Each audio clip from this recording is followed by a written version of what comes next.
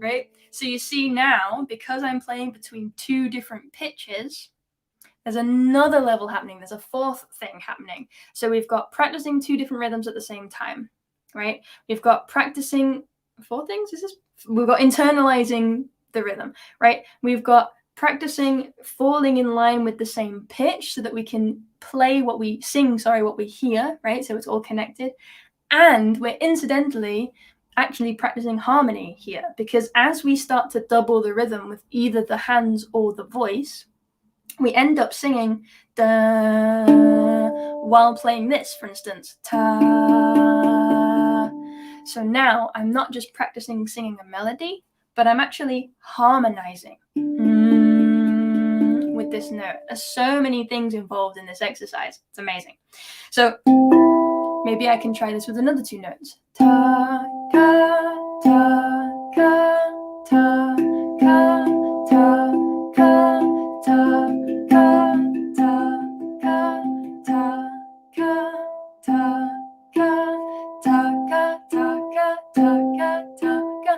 ka, ta, ka, ta, ka, ta, ka, ta, ka, ta, ka, ta, ka.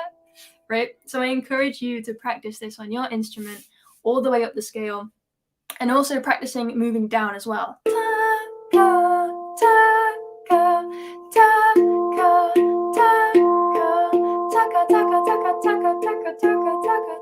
Something strange happened there. That sounds like a doorbell. My train of thought shifted and I totally forgot what I was doing then. Yeah, so that's a little rhythm and a little exercise in rhythm for the voice and the handpan. This is really good for internalizing music. Very important. Like in the last YouTube live session that I did a little bit of body percussion stuff. Again, this is another great way to internalize rhythm, to really feel it in your body, right? You use your body, you use your hands for the actual instrument, and you use your voice. Once you've got everything involved, then you're well on your way to really getting that inside you and really just living and breathing the groove. And there are many other different exercises for the voice as well that you can use. So this was an exercise in rhythm, an exercise in scales we looked at last time. Practicing this exercise, right, and singing with it.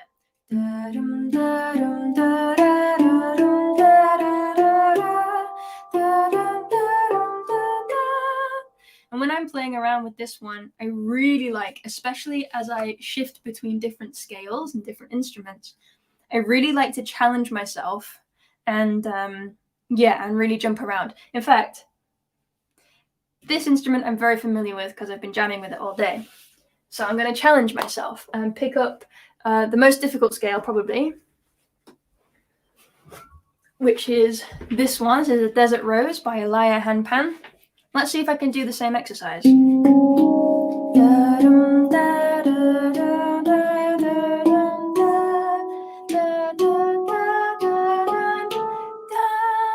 See how I paused there? So I wasn't sure what note was coming, right? But now that I know, because this was unfamiliar to me, I'm gonna actually move around on this note backwards and forwards a little bit.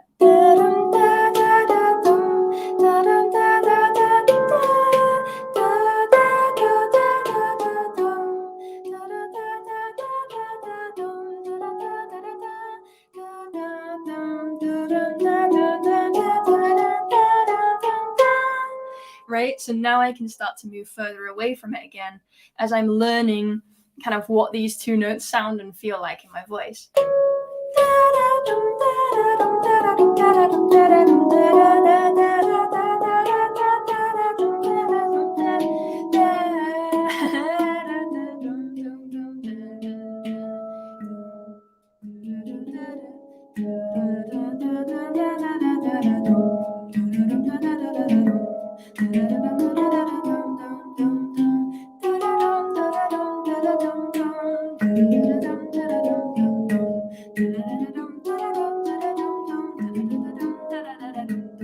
Right, so as I start to explore, and then I'll start to lean into, okay, what does this inspire? How can I start to just move around and sing with it? I'm literally just playing up the scale. Oops. Up and back down again, but giving it a bit of groove so that it sounds interesting and so that it's inspiring and fun for me to play, right? And that's going to make me actually want to practice it more and actually want to play around with this so that I will improve over time. So rhythm exercises, scales exercises, basically any exercise that you play, if you're practicing doing something between two hands, you can also practice doing something between your hands and your voice. This is something to remember so that you're incorporating your vocal practice into your handpan practice on the regular. Another good exercise, bringing it back to this D-Celtic. This, by the way, is a lovely new handpan by my friend Henry, and he calls himself Koru handpans or Koru handpans. Not sure how to pronounce that, but he's just started making. He's selling these for less than £1,000, and they're very nice. And he's away at the minute, I think at Edinburgh Fringe. So this has ended up in my studio for a little while. So I've been jamming with this. Anyway, so we've got rhythm exercise, we've got scales exercise. And speaking of being able to do two things with two hands and then shifting that so it's between the hands and the voice, we could practice polyrhythms this way. So if you think about the 3 against 2 polyrhythm, which is this. So my left hand is playing one rhythm and my right hand is playing another, right? My right hand is playing threes, 1, 2, 3, 1, 2, 3, 1, 2, 3, 1, 2. And my left hand is playing 2, 1, 2, 1, 2, 1, 2, 1, 2. If this is too difficult for you to count, you can say, nice cup of tea, nice cup of tea, nice cup of tea, nice cup of tea, nice cup of tea, nice cup of tea, nice cup of tea, nice cup of tea. Yeah, Phil, you got it. So then let's put it between the ding and chord.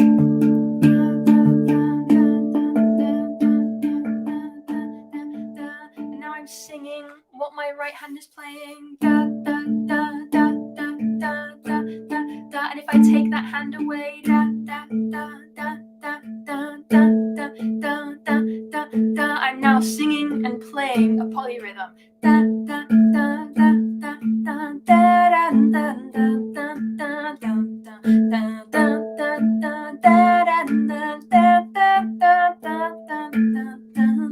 da.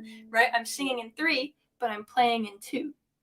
This is, again, another really good exercise in figuring out how you can play individually, how you can separate not just the right and left side of your body, like I always teach, but also separate your body and your voice, right? Another really good skill to have. So that's a few different exercises in vocal stuff and handpan. Maybe let's try another polyrhythm, 3 against 4.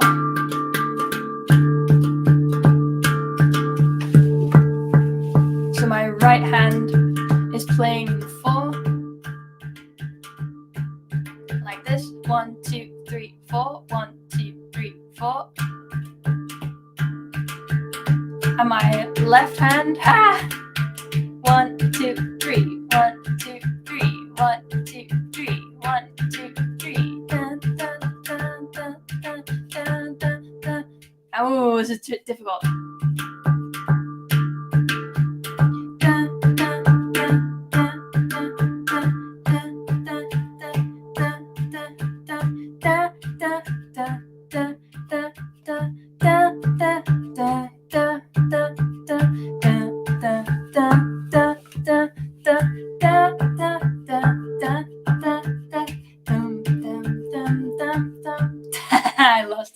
I lost it because I got distracted changing the thing, and I don't think I've ever done that. Maybe I'm just kind of making this up on the fly. So 4 against 3, 3 against 2, anything that you like, polyrhythms, but instead of just practicing them between your hands, practicing them between the hands and the voice. You could do the same for phrasing of a rhythm. Say you've got a rhythm in 5, gamma la taki, gamma la taki, gamma la taki, da, da, da, da, da.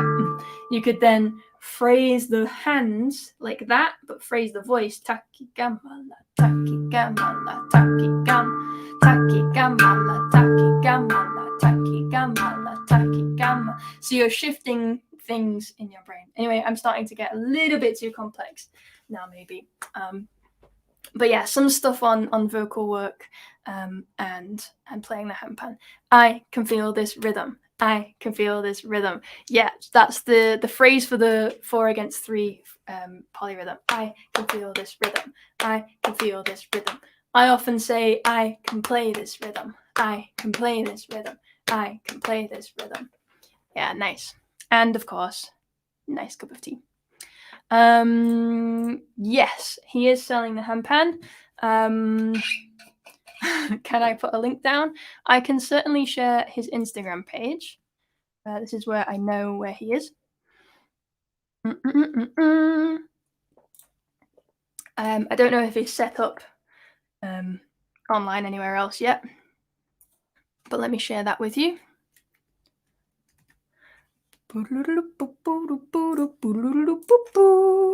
Ta-da! So this is the maker of the handpan that I am playing right now. And it's a Celtic scale. He has other scales as well. But yeah, I asked to borrow the Celtic for a little while. Cool. All right, so what else have we got? Any other questions here that I can answer? By the way, if you're feeling so compelled, I'm feeling so generous, I do have some links. Ta-da! Fancy banner. I have some links in the description that you can follow if you would like to support me. That would be amazing. I appreciate you and love you so much. But if you can't, then just being here and hanging out with me is also such a joy. So thank you. Yeah. All right.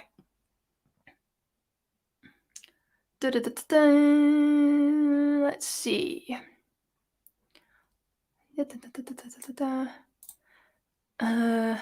Lincoln has a drum that has a ding but is UFO shaped, but it's cut tongues. Yeah, so similar to this, I imagine. This is a Rav Vast. I guess this is kind of what you're talking about.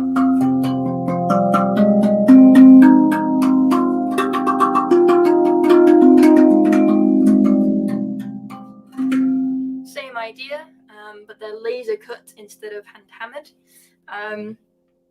Yeah, and the sound I feel is wildly different. I prefer teaching on the handpan just because I can get more textures out of what I'm playing. I'm not super confident on the tongue drum yet, but for the most part, it's pretty much exactly the same in technique as handpan as well. So that's good. That's great, and also more affordable for those of you starting out. Yeah. Whee! I love this chair. Ooh, who was your inspiration to pick up the handpan? The first time I ever heard a handpan was scrolling through YouTube. I think I've told this story before. And I saw Daniel Waples playing. I can't remember if I saw him on his own. I think he was busking in Lincoln, which is a city not too far from my hometown. But then I also saw him playing with Danny Chord, who is the guy from Hang Massive. And I saw them playing, I think, second generation hangs, and I fell in love, and I wanted one from then on. And I started, looking everywhere to hear more of the music and to see if I could buy one. Saw that the price range was way out of my reach. And so forgot about it for a few years. I got a tongue drum for a little while, which I gave away to a friend a couple of years ago. And then it just kind of snowballed from there. So yeah, I've got Daniel Waples to thank for starting me off on my handpan journey, which, as it turned out, we lived really close together. Didn't figure that out for maybe another 8 years. So wild. Yeah. Okay. I've been getting pains in my knuckles and was wondering if that means I'm doing something wrong or if it just takes time to get used to it. It depends what you're doing. If the pain is coming from playing like this, like knocking with your knuckles, maybe you can specify for me there. Then yes, you're probably striking too hard if there is pain. Over time, you'll start to get a little callus or a little bump here, which I don't know if is a good thing or not. But yeah, just you only need to do that gently in order to get a nice clean sound out of it. So I don't recommend striking that too hard. If it feels like an ache just from lots of playing, then I recommend stretching for sure. I recommend as soon as you feel pain, stop. We want to make sure that we're looking after our bodies first and that we're not just powering through. Yes, there might just be a level of getting used to playing, especially when you go from playing not at all to playing for a long time. I think it's fairly common to get a little bit of ache and pain. But for the most part, I would recommend slowing down, stopping, and replacing some practice time with stretch time. Things like this, right? Finger massages and kind of rolling the fingers around, pulling them around in their sockets so they get a nice stretch. Things like this, stretching each finger out as far as possible, slowly, witchy fingers. So you're feeling out all of the different pathways and movements and stuff. And if you keep doing this for a long enough period, you'll start to feel the burn up here, which is good. That means you're engaging the muscle and stretching at the same time. This active stretch is very good. When it starts to get too much, then you can shake it out. These are really good as well. Flicks, so you can hear me flicking, again, engaging the muscles and the fingers, right? And also another really good active stretch is stretching your hands out in front of you and then pulling back and engaging and pulling and pulling and pulling as much as you can for maybe 20 seconds. And then gently bringing it down. Thumbs go inside, curl the fist round, and then bring it down like so. And then again, engage, pull towards you, like this, as much as possible. So yeah, lots of stretching. Take care of your hands for sure. Even like rubs and creams and that kind of thing that you can put on your hand. Yeah, if you're feeling any pain, look after it, because you want to be able to play for a long period of time and for years to come. And it would be a shame if pain were to get in the way of that. So yeah, take care for sure. Cool.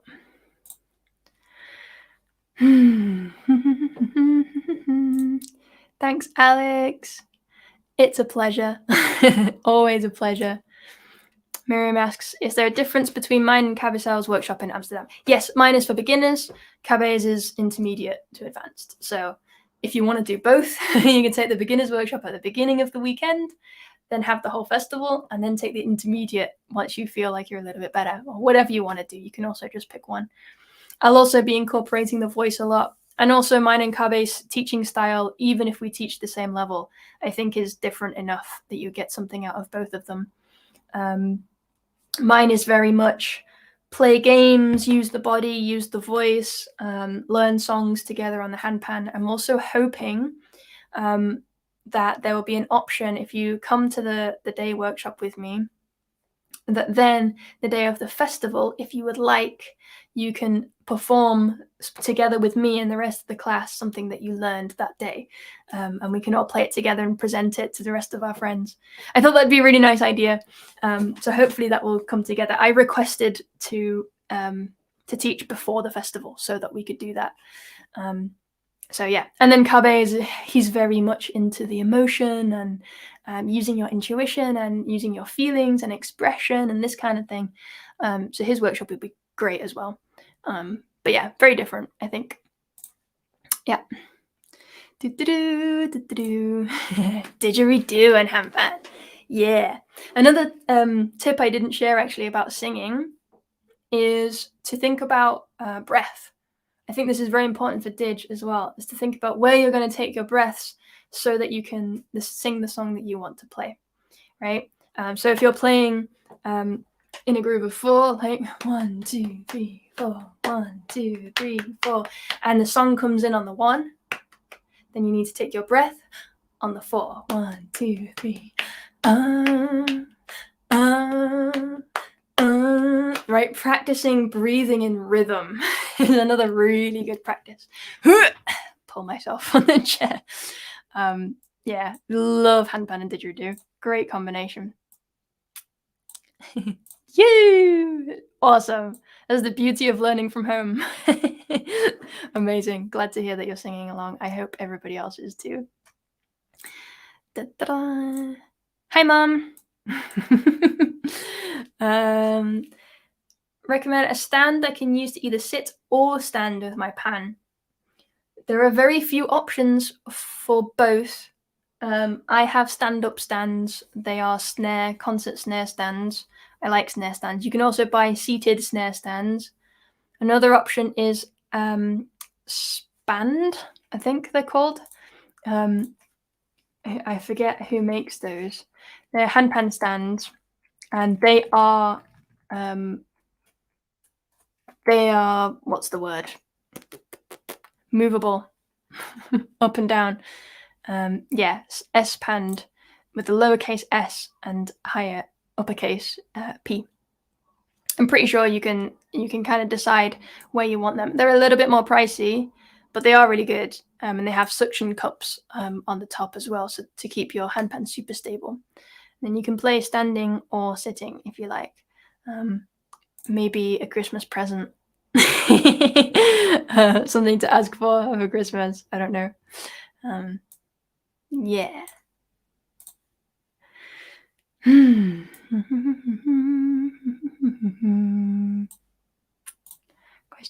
Question. Oh, thank you, Christine. You're amazing. Thank you. I appreciate your support. Yeah, thank you for that. Yes, I met Daniel at Hangout UK, which is a festival that happens here in the UK. Super far south, though, in the south of London. I met him in the south of London, and then we figured out that we were both from Lincolnshire. So that was a fun surprise, but we never did hang out after that, other than at workshop settings. Yeah. Okay, here's a good one. Do you ever find that specific scales lend themselves towards certain styles of play, and how would you go about tiptoeing around that? I don't know if I would necessarily want to tiptoe around that. I think whatever the scale inspires and whatever it makes me want to play is a good thing. I think listening to the handpan and letting it kind of converse with you and inspire new things is always a good thing. This is why I am addicted to playing different scales. Why it's a very good job that I live close to a handpan maker, so that I don't have to keep buying new scales. But yeah, not only scales, but I think material lends itself to different playing as well. This is why I've been really enjoying this handpan here. It's a Celtic, which is quite a simple scale, really good beginner scale, but it's also nitrided steel, which is like the old school material, which means it can take a really good beating, and the sustain isn't too overwhelming if I want to really groove with it.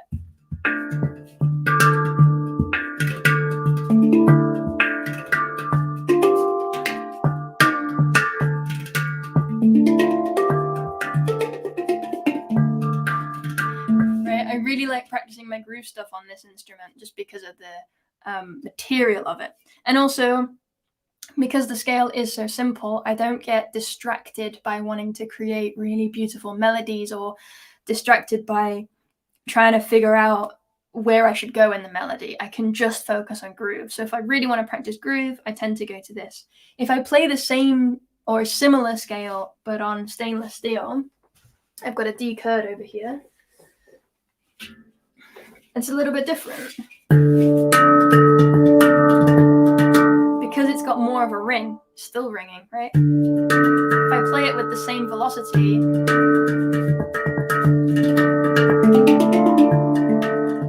it gets a little bit overwhelming after a while. So the stainless steel, I find, really encourages me to play more melodically and less fast. But I can still keep it groovy if I learn how to control that sound and how to play with mutes and that kind of thing.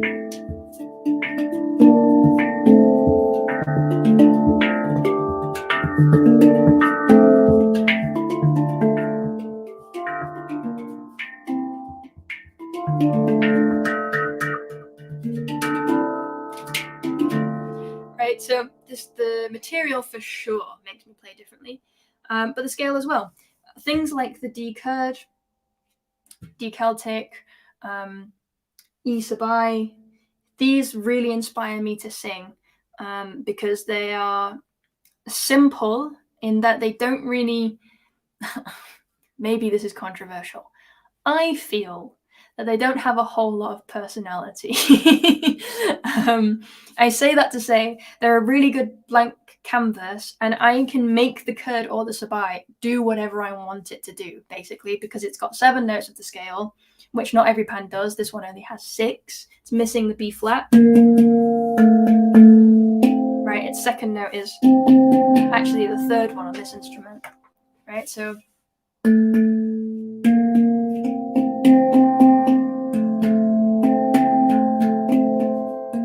this one is missing on this instrument. And then other scales, again, have such big personalities that it's hard to steer them in a certain direction. I feel like the chord and the sabai I can really steer in a certain direction. If I just let it play, the chord lends itself to some more minor groovy vibes, and the sabai is a major pan, so that makes me want to sing like nice happy things, but I can also steer it in different directions. Something like the Desert Rose, for example, doesn't really let me steer it that much. Maybe because I just haven't gotten to know it as well. Let me just hide this comment so that you can see what I'm doing. But it has such a distinct personality as opposed to the Celtic. Like it has something to it, but it doesn't have the same like, whoa, this is a very particular flavor of spice. And that makes me just really want to lean into it. So much so that I've actually only composed one piece in the entire time I've owned this pan. I've had it 2 or 3 years now, and I first played the scale maybe 4 years ago, started composing the piece then it was a scale that it was a pan that belonged to a friend, so then I was away from it for a year. Then I bought one, I ordered one, and finally had one myself. I finished that composition. So it's a composition I started 4 years ago. Still have this instrument, still haven't composed anything since with it. Because it makes me just want to vibe. It makes me want to improvise.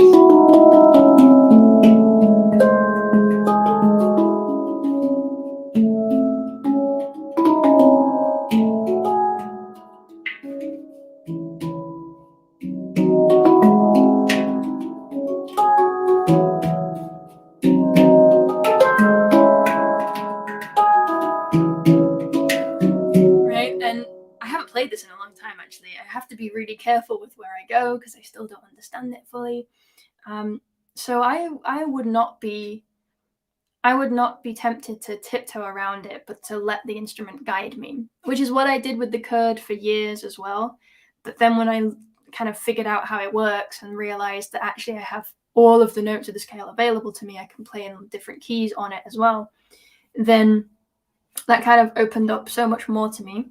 But things like this and the low pygmy as well, I feel has a very particular vibe to it. I like to just sit within that a little bit. But then, of course, you can sit down, get to know it. You can figure out what chords you've got available to you, what notes you've got available to you, make yourself a little map of all of the chords. Something like, for instance,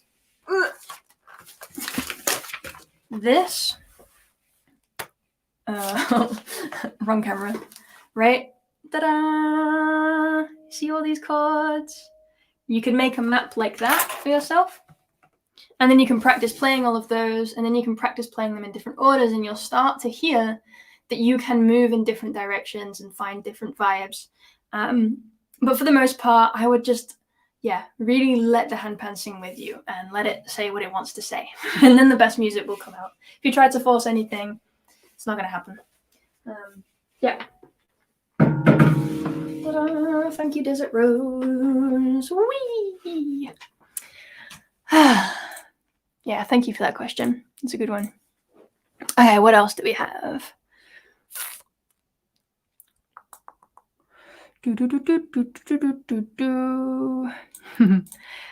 Rick asks, what do your tattoos mean?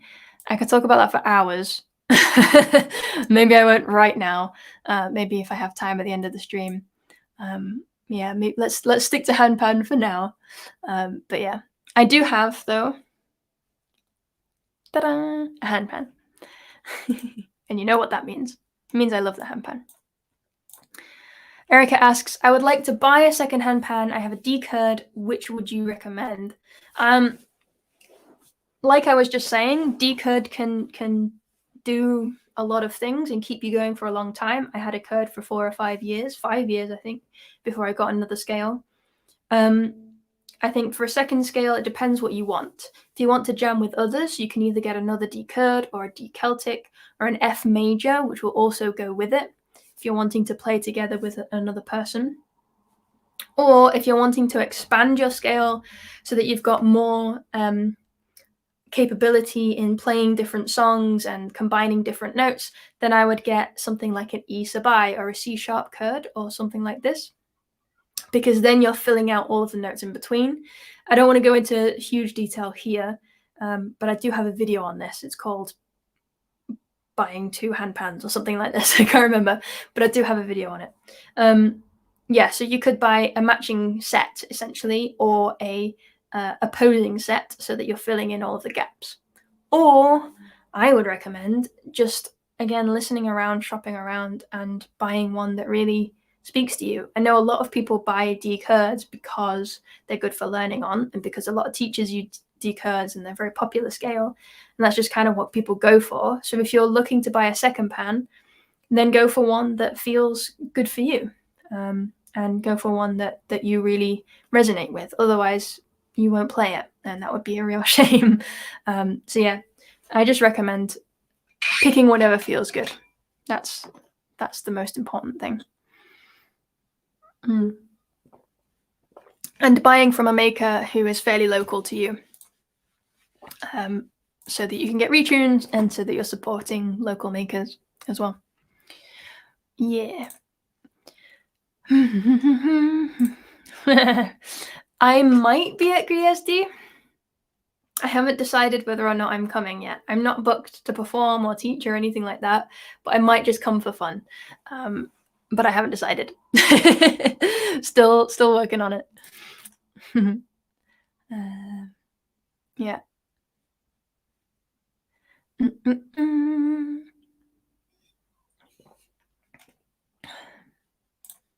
Hey, Rebecca. Tips for exploring a handpan in new ways other than turning it the other way around, like getting new different things out of the scale to not get bored. Yeah, like what I talked about before, with mapping out your chords, like this, right? Having this like diagram of what chords you've got. If you write them all down and practice them all in different sequences, then they'll start to unlock different ideas and different movements and different feels, and that will open up a lot more to you, I think. But also trying different approaches to composing. So if you sit down and you play do do do do do do do do do do do do something like this, then push yourself to do something different. Start with groove, or start with a new chord progression, or start with a melody in a different direction. Yeah, or watch other players play, like Google or YouTube that scale name, and see what different people are doing differently with it. Because now I think there's enough people around that if you have a fairly common scale, which I think you do, you have an Asher-Kieran if you don't already have a new scale, then you can see lots of different people do different things. Watch the way that by the way, Asher-Kieran is the same as Sabai. Watch the way that I play it. Watch the way that Malta Martin plays it. Watch the way that, if you can find a video, Nadeshana plays it. Watch the way that Rosie Bergonzi plays it. Watch the way that Kabe plays it. Find all of these different approaches, and that should inspire new things. But for me, I would start with mapping out the chords and moving in some different directions. I think that would be super fun. Yeah. Okay, I have to go back to a question that I got on Instagram, which was from Christine, actually. And she asked about chord progressions. Something to do with chord progressions while we're on the topic of chord progressions. And I will do it with the Celtic, since I know that you have a Celtic, Christine. This is so nice, by the way, that so many people come to this who I already know, have taught before, so I can, like, even though I'm basically just staring at a camera or staring at myself on a screen, it's really nice to kind of have an idea who a lot of the people in the comments are and actually be able to see your faces and play your scales and stuff. So thank you for being continuous supports and friends. I really appreciate it. On that topic, hi Christine. So the question that I got from you was something along the lines of, I've got a nice chord progression, but then I don't know where to take it. There are lots of different places that you could take it. Let's say the chord progression is this.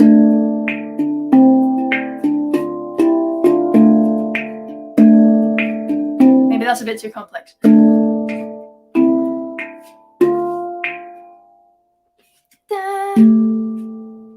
Let's just move up. So I'm using 2-note chords, like this.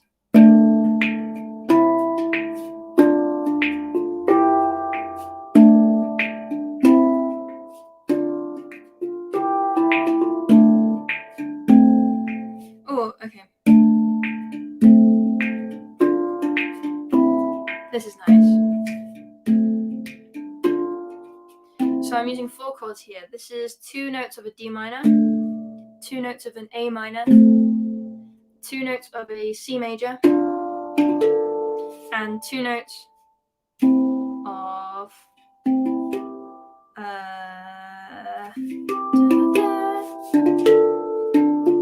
nope, this is not C major, this is D minor.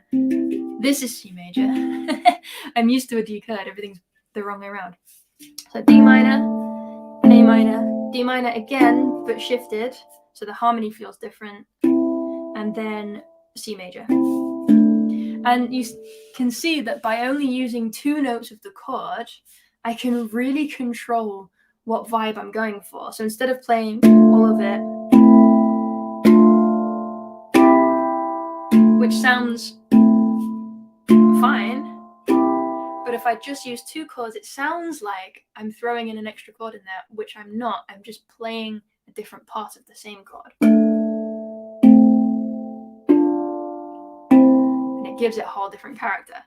So that might be the first tip if you're not already doing that. And then you can start to change even more which part of the chord. So if I'm playing D minor, A minor, D minor, C, D minor, A minor, D minor, C. This is still C, but I'm moving higher up in the C. D minor, A minor. I could even move even higher up in the D. D minor, C. Still the same, but I'm playing a different part of it.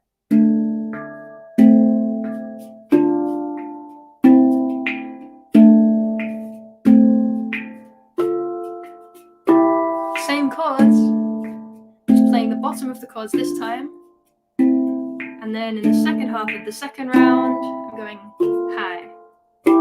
This is a really good way to get the most out of your instrument when you have an instrument that has less notes, right? This is a Celtic or a Mara, whatever you want to call it, as opposed to a Chord. Chord has a couple of more full chords available, whereas this one only has 2 less than the Chord, but you can still do so much with it, right? Okay, so Christine has trouble bridging together 2 different riffs. Cool. 2-note chord. Need to try.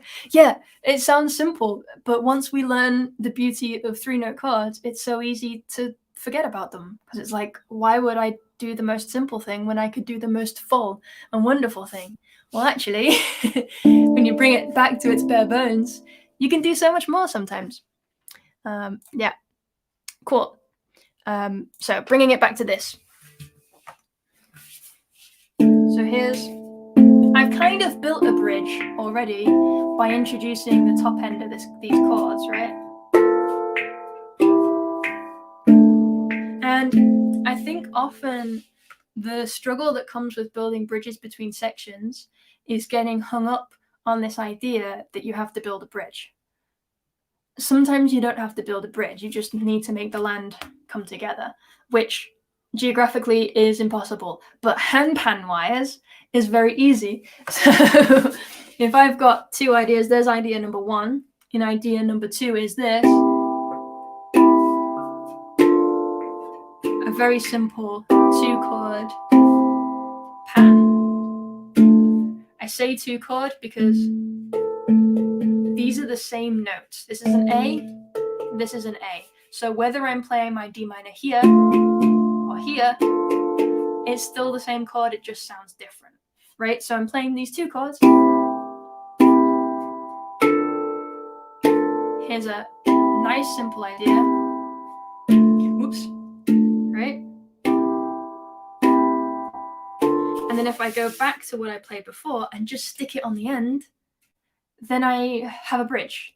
You literally can just put things together. And I think often when you're in the middle of composing and in your head and counting a block and then counting the next block, it feels very boxy and it feels very separated and like it doesn't flow. But actually, if you film yourself playing it or do a voice memo, step away, listen back the next day, you might find it's better than you think.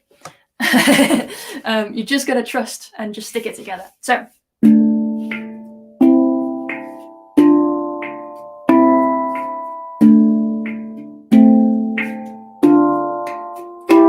here's my first progression. And then I raise the tension by raising the pitch and then straight in to this second idea.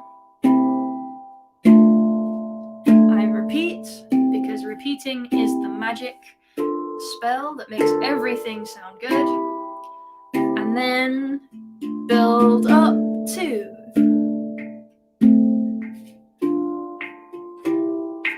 the returning pattern, the pattern from the beginning. Now, I did make a little bridge here because I did this. I just used dynamics to make it feel like it's going somewhere. I played exactly the same progression. I just filled up the space a little bit more, started quiet, got louder, and then dropped back down into the next section. So I haven't added anything new. I haven't created a new bridge to learn. I've just adjusted the way that I play the end of one section a little bit so that it gives the vibe of moving into the next thing. And then I can just move straight into the next thing. I think it's very important to just not overcomplicate it and to just let the next thing flow. And then, of course, you can make that even more apparent by adding some melody to that. So if I've got part A, there's lots of space within this, and I was adding some percussion, right? Let's add some melody now too.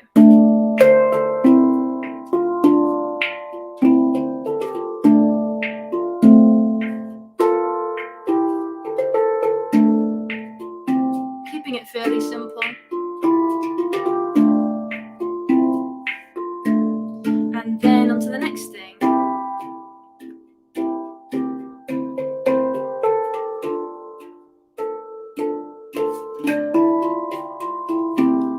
Adding some little runs in there. I could change the way that I play the chords so it's not all on the beat.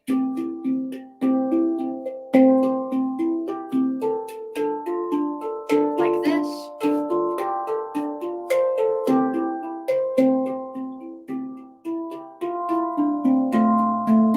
And then that dynamic back to. But now that I'm repeating, I'm adding some more rhythm to these chords, filling in a bit more of that space. Because now, kind of moving on to composition tips, if I'm composing a piece of music, or even if I'm just jamming, improvising a piece of music, I like to think of it as a journey to sound very stereotypical and hippie. It's a journey, man. It's not just A part, B part, verse, chorus, middle eight, bridge, whatever, chorus. It can be that, but it's also a climbing of a mountain range, right? So if we start by at the bottom of the mountain, quite simple,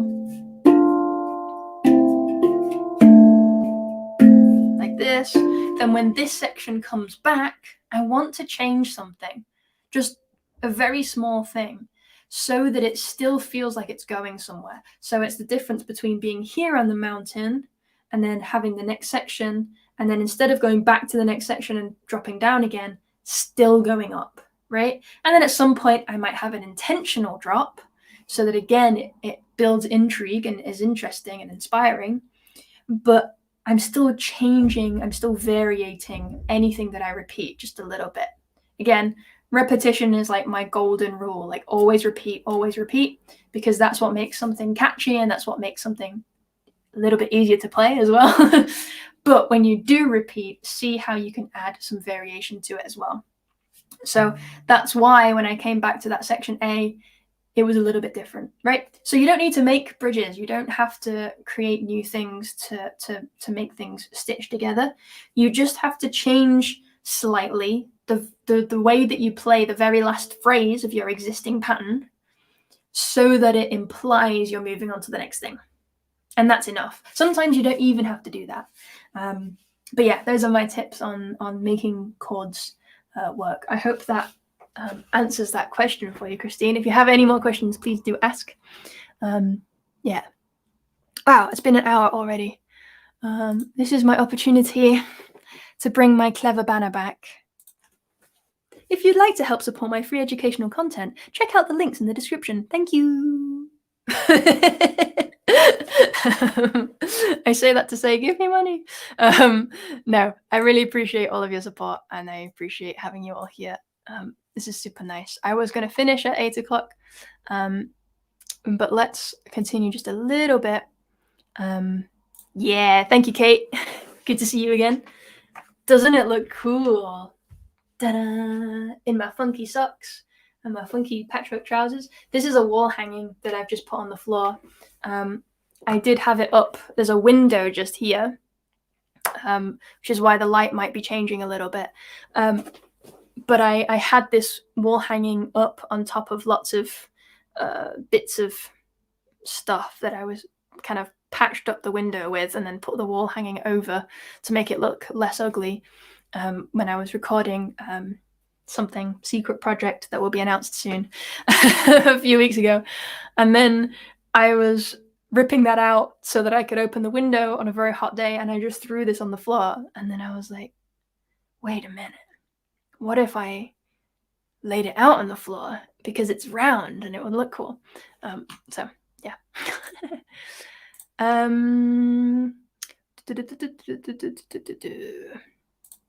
Yeah, good. Thank you, Christine. Yeah, and it is part A and part B, and maybe a part C, but yeah, always adding variation where you can. Makes it feel less blocky. I think often the reason it can feel like block after block is not necessarily because you don't have bridges, but because you're returning to the same ideas over and over again. Yes, return to the same ideas, but also do something fun and new with them. It's always good. All right. Would you ever use two handpans at once? Yes, and I do often. Although I haven't played for a while, so I'm not sure I could bring any examples for you right now. Yeah, I could. Why not?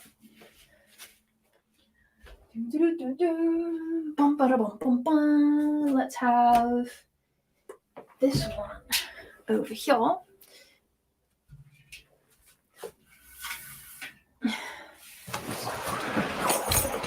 So the reason I sometimes play two pans at once is to fill in the gap between notes that I have available to me. So on a D chord, for instance, I only have a set amount of notes, right? If I want to play in a different key, for instance, I might want to play in C major.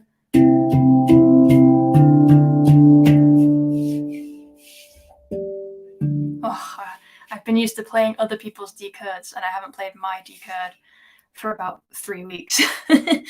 So all the bottom notes are in different places, and I have I thought I had a note here, but I don't, and now I'm very sad. Yeah.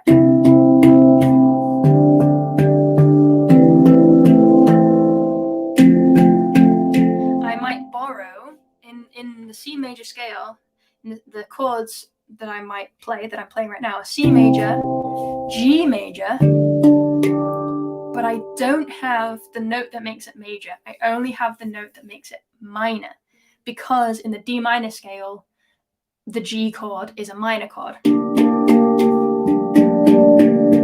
which I don't want. That's not what I'm looking for. I want a G major. So I play, instead of playing a B flat, I would play the slightly higher note, which I do have on a different instrument, the B. Right? So then I've got, and because I don't have a low E, I have a high E, and I like to make my chords feel rooted and deep, I'm going to borrow the E from here as well. And if I didn't have an F, I have an F pygmy that I used to borrow the F from. I used to borrow the F ding, so I could make this major chord here. I do have an F on my handpan, but it's high up, right? So I might want to borrow an F so that I can root it in a deeper note, in the actual root note. But luckily, this handpan does have a low F underneath, so I don't need to borrow a handpan for that one. So in some cases,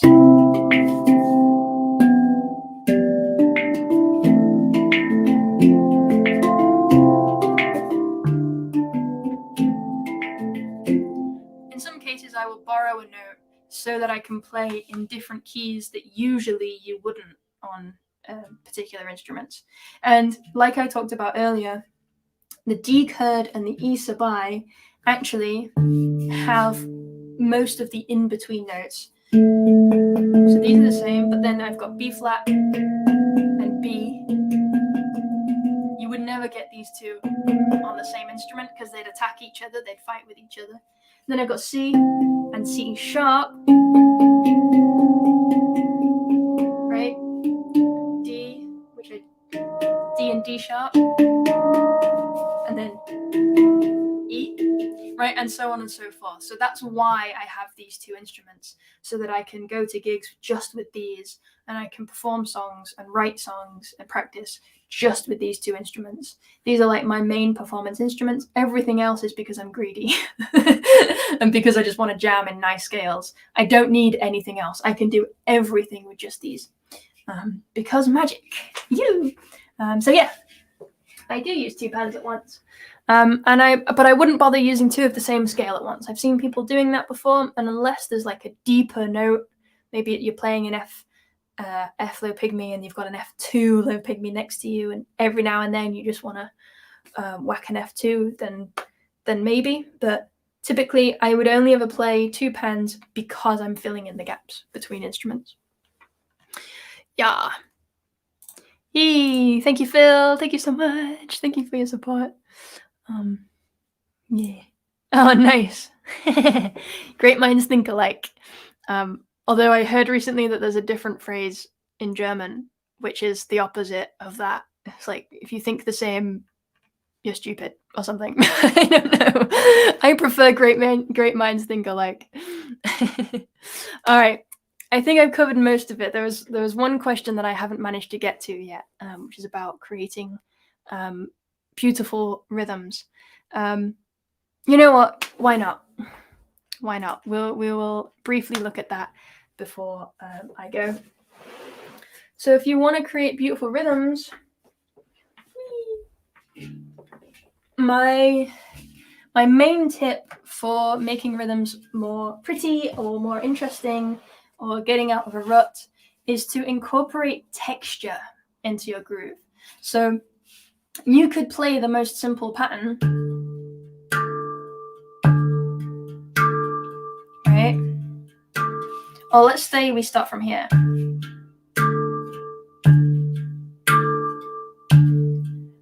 Which is 1 and 2 and 3 and 4 and 1 and 2 and 3.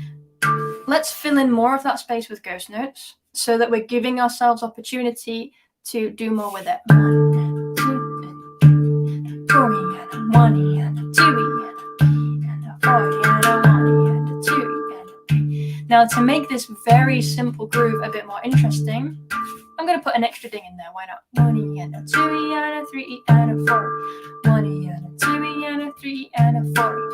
And then from here, I'm just going to change the dynamics of my ghost notes. They're already here because I'm constantly doing this, but just by slightly changing the way that I play them every now and then, it starts to be more pretty and more interesting.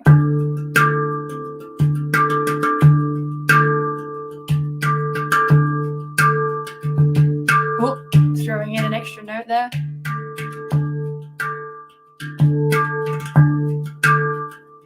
Ooh, some twinkly fingers. I remembered now, that was another question somebody had. These. We'll go into those next time.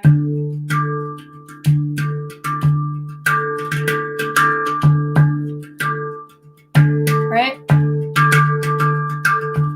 So now I'm adding dynamic to the ghost notes. I can also start to add more muted tones, so I'm exploring texture.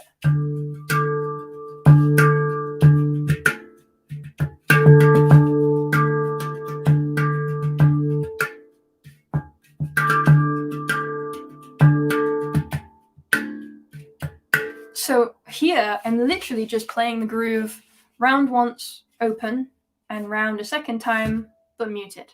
That's it. That's all I'm changing. And already it's starting to get more interesting. Then if I change where I do the mute so that it happens less often, then that's even more exciting. Also incorporating the different like higher and lower ghost note elements.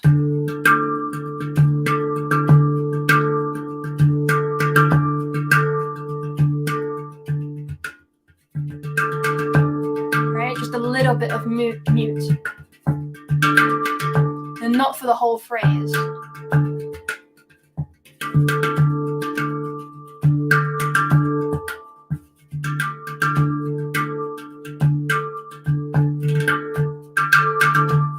Add some little different elements, little rolls. These are really easy rolls.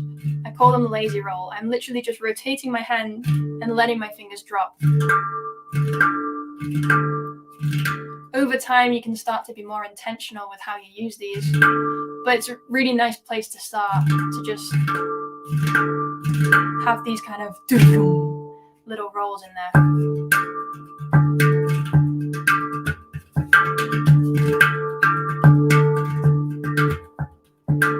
Right, so that's just a quick introduction on how you can make existing rhythms, existing very simple rhythms, more beautiful and more interesting, just by exploring texture and dynamics, and then adding a little bit of the glitter with the rolls of the fingers. But yeah, I am going to stop there because otherwise I'll be here all night. But thank you all so much for keeping me company this evening. Yeah, I really appreciate it. Thank you so much. Thank you, Sasha. Such a sympathetic person.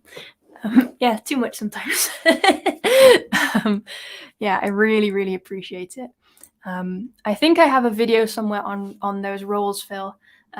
It's labeled as a handpan workout from a couple of years ago, so I'm still a little bit young and new, and I think I practiced them just with the three fingers. But if you want to check out that video and just take it with a pinch of salt and actually use all 4 fingers for that workout, that's a really good place to start. It's called Handpan Workout Lazy Roll or something like this.